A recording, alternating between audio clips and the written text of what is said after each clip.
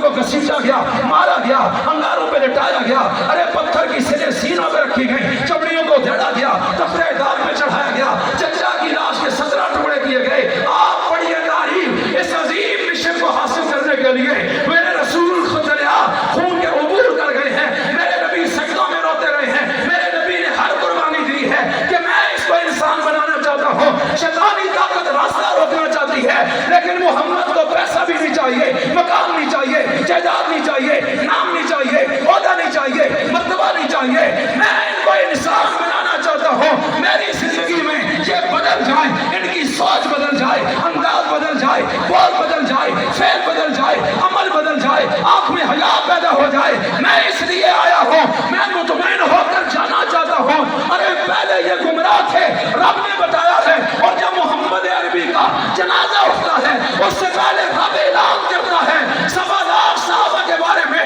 آل بیت کے بارے میں،